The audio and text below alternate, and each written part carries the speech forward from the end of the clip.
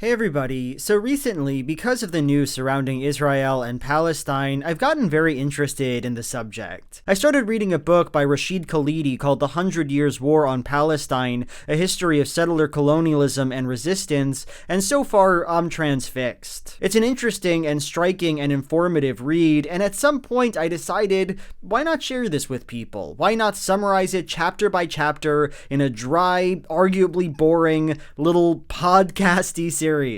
I'd like to, at the outset, say two things. First, about me, I am not an expert in this subject, not by any means. You may look at that fact and ask, well, then why are you making this, or why aren't you becoming something of an expert before you make it? And those are fair questions, but I don't know. I learn better when I am communicating and writing about the subjects I'm interested in. I think this could be really informative for many people, regardless of my authority, and so I think these videos are a pretty good idea. But yeah, while I will do my best to recount this history book accurately and do some extra research where I think it's necessary, understand that I do not speak from a place of deep expertise, and that this book, while informative, is only 300 pages. There's a lot it does not get into. Second, about the book. Rashid Khalidi is a professor of modern Arab studies at Columbia University. His book comes highly recommended, and I have not found anyone, even his critics, seriously claiming that he does not have his information correct. I say this because I think some of you may be concerned about the bias of the book. And that's kind of fair, right? The book certainly does have an argument to make, that Israel is a settler colonial nation,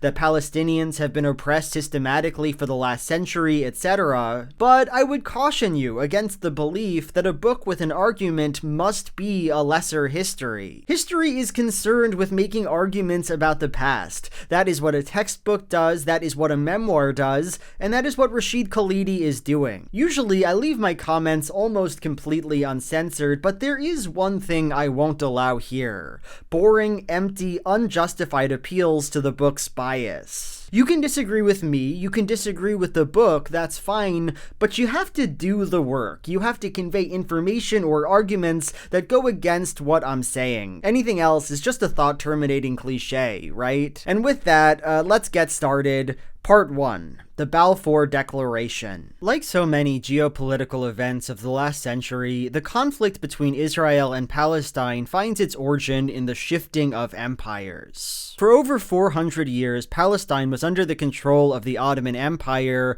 but with the end of the First World War, the time of the Ottomans was over, and Palestine was a British possession. Khalidi writes, Palestinians were confronted by the disconcerting prospect of alien rule and the swift disappearance of Ottoman control, which had been the only system of government known for over 20 generations. In 1917, Arthur James Balfour, the British Secretary of State for Foreign Affairs, made a famous and momentous declaration, and I'll read it to you now. His Majesty's government view with favor the establishment in Palestine of a national home for the Jewish people, and will use their best endeavors to facilitate the achievement of this object, it being clearly understood that nothing shall be done which may prejudice the civil and religious rights of existing non-Jewish communities in Palestine, or the rights and political status enjoyed by Jews in any other country. The political project of Israel was here for the first time established by a global power, and it's an interesting statement, right? You may notice there are some words here devoted to assuring protections for the indigenous population of Palestine. Nothing shall be done which may prejudice the civil and religious rights of existing non-Jewish communities. But these words they're strange, right? They have an odd vibe. As Khalidi points out, unlike the Jews, the Palestinian population is not given a name here, neither Palestinian nor Arab. They are merely relegated to the other, a group of people with no identity worthy of description. What's more, we may notice that the Palestinians are here offered civil and religious rights, and those words are in obvious contrast with what the Jews were offered: national rights, political rights, the rights defense of a people propped up by a world power. And this contrast was to be made even more clear. At a dinner in 1922, three great British statesmen, Balfour, Lloyd George, and Winston Churchill, assured a Zionist leader, Chaim Weizmann, that by the term Jewish national home, they always meant an eventual Jewish state. The question you must be asking is why? Why issue the Balfour Declaration? Why was the UK so invested in making Palestine a Jewish state? And here, Khalidi gestures at a few motivations. First, there was the sincere, religiously inspired belief that Jews should be returned to their biblical homeland. Second, there was the anti-Semitic desire to lower Jewish immigration to the UK. Third, and what Khalidi takes to be by far the most important, Britain wanted control over Palestine to establish this allied Jewish state for strategic reasons, military reasons. Just as an aside, this motive in particular echoes what would become the relationship between the West and Israel for the next century. Around 80 years later, Biden would say the same thing. I think it's about time we stop, those of us who support, as most of us do, Israel in this body, for apologizing for our support for Israel. There's no apology to be made. None. It is the best $3 billion investment we make. Whether or not in Israel, the United States of America would have to invent an Israel to protect her interest in the region. The United States would have to go out and invent an Israel. Israel is an important investment. At any rate, Khalidi wrote a different book I haven't read that justifies that position, but for the sake of this series, it doesn't matter too much. The project of Israel had here begun, it was promised as a state for and by the Jews, and this had certain obvious and inevitable implications on the indigenous population of Palestine. In 1922, the League of Nations, an international organization formed after the First World War, issued a mandate for Palestine, one that cemented Britain's provisional possession of the country and cemented the Balfour Declaration. Composed of 28 articles, the mandate is an interesting document, but I'll just take you through the highlights. In the third paragraph of the preamble, it claims that Jewish people have a history in Palestine which justifies and explains the project of Zionism. And of course, we can see here one of the most popular and long-lasting justifications for the political climate of Israel. Within this document, there is only one people with a relevant historical attachment to Palestine,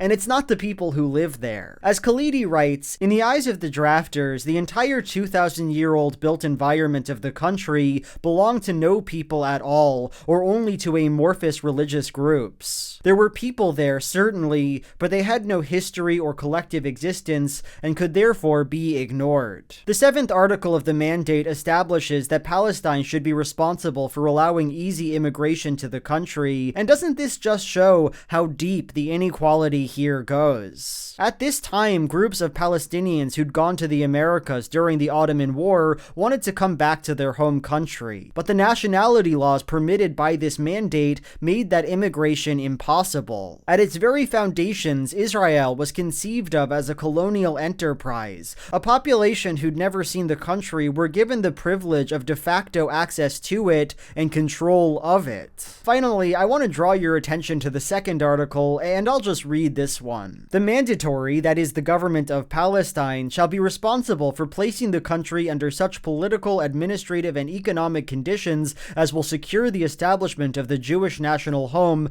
and the development of self-governing institutions, and also for safeguarding the civil and religious rights of all the inhabitants of Palestine, irrespective of race and religion. And here we find the same tension we found in the Balfour Declaration. On one hand, the article affirms the civil and religious rights of all inhabitants in the region. It seems kind of egalitarian. Yet in the very same breath, it claims that the political and economic power of the nation must lie with the people who will make it a Jewish homeland. We want to establish a privileged privileged minority class, though we want that class to allow everyone to engage in society as equals. It is a moment of naked self-contradiction, and it's a bit surreal to read.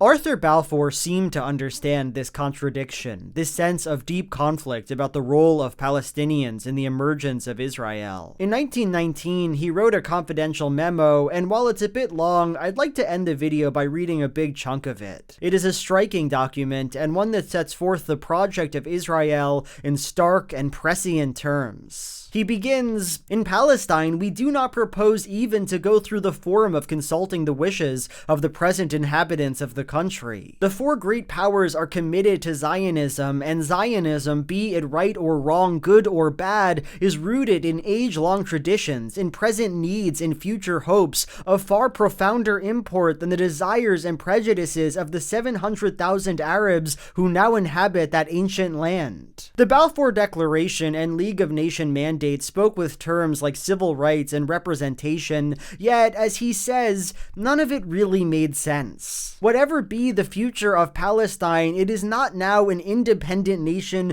nor is it yet on the way to become one. Whatever deference should be paid to the views of those who live there, the powers in their selection of a mandatory do not propose, as I understand the matter, to consult them. In short, so far as Palestine is concerned, the powers have made no statement of fact, which is not admittedly wrong, and no declaration of policy, which, at least in the letter, they have not always intended to violate. Geez, really just said it. Just went there and said it. Anyway, with that, I hope you join me next time as we get into the 20s and 30s, the impact of the Holocaust, the strikes and chaos, and the violent beginnings of Israel. Thank you for your time.